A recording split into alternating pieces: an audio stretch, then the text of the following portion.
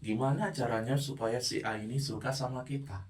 Ketika kita sudah berubah dan membuat si A ini suka pada kita, senang pada kita, pasti akan muncul si B yang tidak suka dengan sifat kita yang baru. Orang yang terjerumus ke dalam dunia biasanya nafsunya besar. Dia tidak pernah cukup dengan makanan, tidak pernah cukup dengan jabatan, tidak pernah cukup dengan harta benda. Karena apa? Karena nafsunya itu dia selalu ikuti. Dan cara untuk mengalahkan hawa nafsu itu satu, yaitu akal.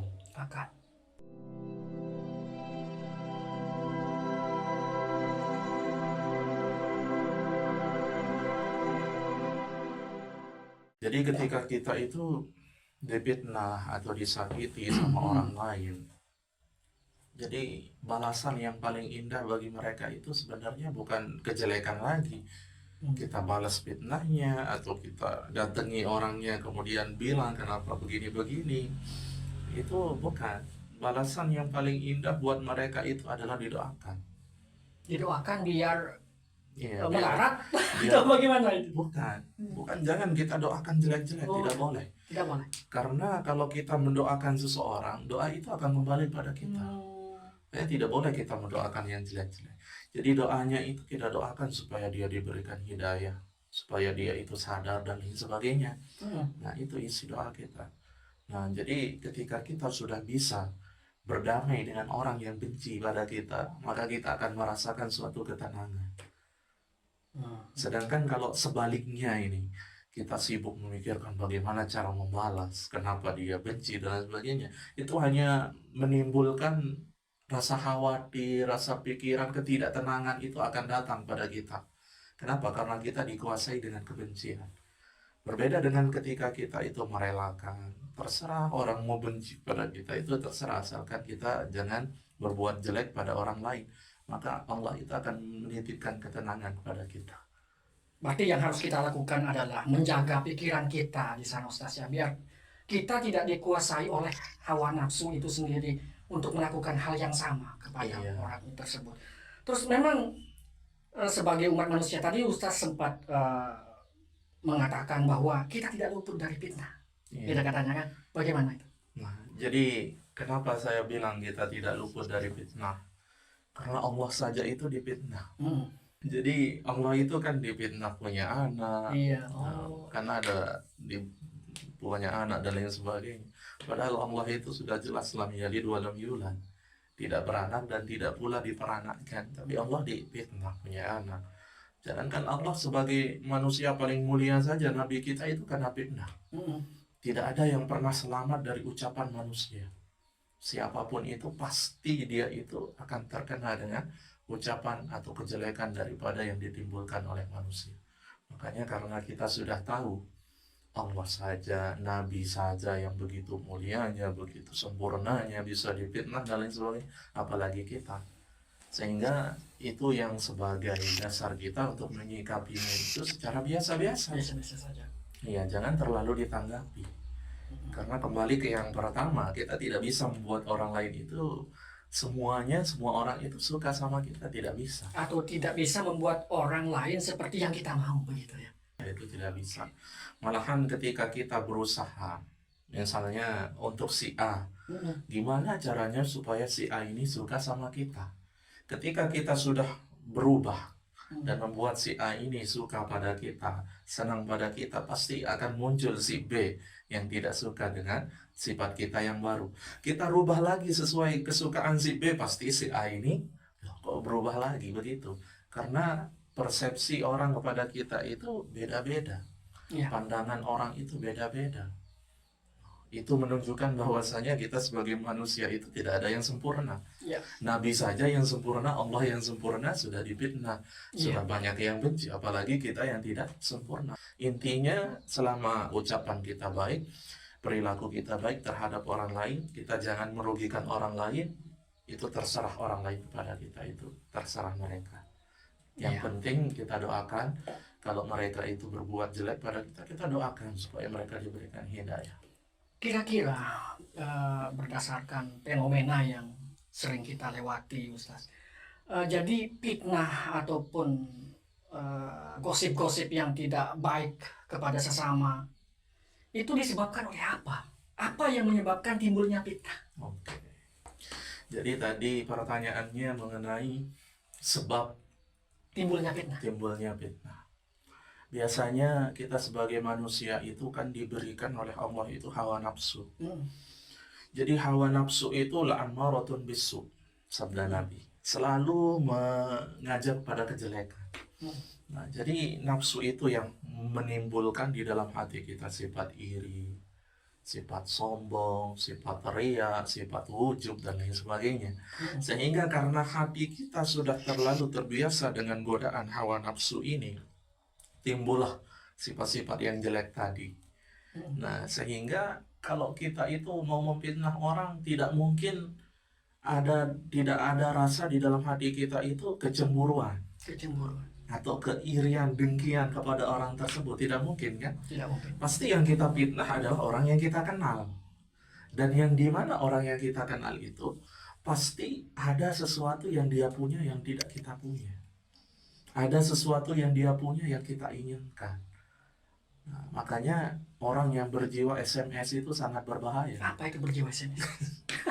Jadi orang yang berjiwa SMS itu maksudnya senang melihat orang susah, susah melihat orang senang. Senang melihat orang susah, senang Susah. susah melihat orang senang, begitu ya? Iya, bisa dibalik dua-duanya. Karena Allah itu kan menciptakan malaikat, kemudian hewan sama manusia. Nah, jadi ketiga makhluk ini ada bedanya. Hewan itu diciptakan cuma dengan hawa nafsu, tidak dengan akal. Malaikat itu diciptakan dengan akal, tidak dengan hawa nafsu. Tetapi spesialnya, kita sebagai manusia ini diciptakan dengan dua-duanya. Memiliki hawa nafsu, memiliki akal. Contoh hewan, kenapa hewan itu sekalipun saling membunuh, saling memakan, dan lain sebagainya, kenapa tidak dihisab nanti di akhirat? Karena dia cuma punya nafsu, tidak ada akalnya. Itu sebaliknya, malaikat itu ketika mereka itu ibadah terus nggak pernah ada maksiatnya. Kenapa? Karena mereka punya akal saja, tidak ada nafsunya. Nah, itulah sebabnya kita sebagai manusia, ketika manusia itu hanya dikuasai dengan hawa nafsu saja, tidak bisa dia ikat nafsunya itu dengan akal, maka dia lebih hina daripada binatang. Nauzubillah. Istilah Al-Qur'annya ulaika kal an'am bal hum adon. Mereka itu seperti binatang, akan tapi lebih hina dari binatang lagi. Lebih hina lagi daripada binatang. Kenapa? Karena mereka dikuasai hawa nafsu. Nah, kemudian ketika kita mampu menguasai hawa nafsu tersebut, kita kalahkan dengan akal, maka kita akan lebih mulia daripada malaikat. Apa usaha-usaha untuk menguasai hawa nafsu itu, Ustaz? Nah, cara untuk menguasai hawa nafsu adalah dengan cara tidak mengikutinya. Kerjakan sesuatu yang berlawanan. Jadi di dalam sebuah riwayat diceritakan bahwasanya ketika Allah itu menciptakan hawa nafsu, Allah berfirman kepada nafsu tersebut, siapa engkau? Ditanya sama Allah. Lalu nafsu itu menjawab, aku, kamu. Kalau istilah gaulnya lo, gue. Nah, seperti sekarang orang yang bilang kan, ketika dinasihati, gue, lo, gak usah urus hidup gue kan, begitu. Nah, jadi nafsu itu selalu menjawab begitu. Siapakah kamu, siapakah aku? Kan firman Allah kepadanya. Nafsu itu selalu menjawab, kamu, saya. Lalu nafsu ini, malaikat diperintahkan untuk merendamnya selama 500 tahun di api neraka yang paling panas. Jadi dia itu direndam selama 500 tahun. Begitu 500 tahun, Allah memerintahkan malaikat ini untuk mengambilnya. Wahai malaikat, silakan naikkan hawa nafsu itu. Dinaikkan. Lalu ditanya lagi sama Allah, siapa engkau? Jawabannya tetap sama. Kamu, aku. Itu tetap jawabannya. Kemudian Allah memerintahkan malaikat lagi, silakan malaikat kirim dia ke Zamharil, api neraka yang dimana apinya itu dingin, tidak panas. Kan kalau orang itu dingin, jangankan dingin yang dingin banget, kita terkena hipotermia saja bisa meninggal kan? Iya. Apalagi orang ini neraka ini saking dinginnya, itu yang masuk ke sana itu langsung retak. kulitnya, saking tersiksanya. Jadi dia direndam di Zamharir itu selama 500 tahun. Setelah 500 tahun diangkat lagi sama malaikat, ditanya, siapa kamu? Aku, kamu, tetap jawabannya. Lalu Allah memerintahkan malaikat, wahai malaikat, kalau begitu jangan kasih dia makan, jangan kasih dia minum.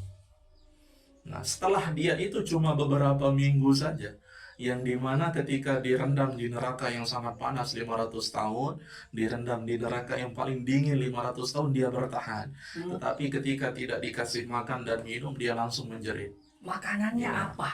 Nah, sekarang. Ampun katanya, nafsu ini. Barulah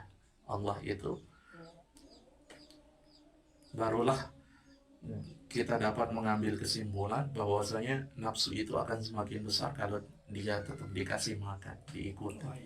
Kan orang yang terjerumus ke dalam dunia biasanya nafsunya besar. Dia tidak pernah cukup dengan makanan, tidak pernah cukup dengan jabatan, tidak pernah cukup dengan harta benda. Karena apa? Karena nafsunya itu dia selalu ikuti. Dan cara untuk mengalahkan hawa nafsu itu satu, yaitu akal. Kita pikirkan dulu. Makanya ada hadis mengatakan, apabila kita ingin berbuat sesuatu, maka kita pikirkan dulu akibatnya. Apabila akibatnya bagus, kerjakan. Kalau jelek, tinggalkan. Itu cara melawan hawa nafsu, yaitu dengan pikiran kita sendiri. Musuh kita cuma dua. Ya. Setan sama hawa nafsu. Itu cuma dua sudah itu.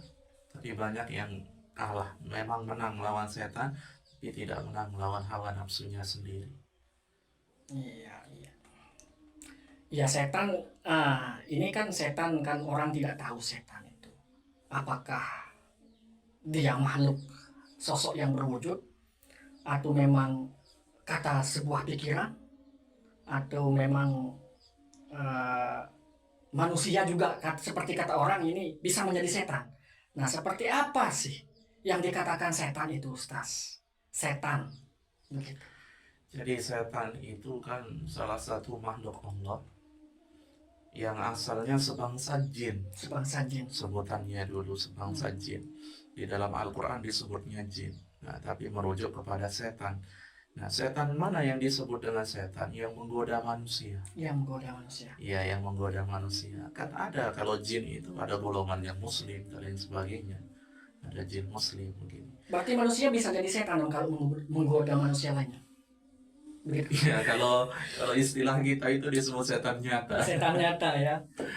Nah, tapi untuk bertransformasi ke jadi wujud itu ya tidak bisa.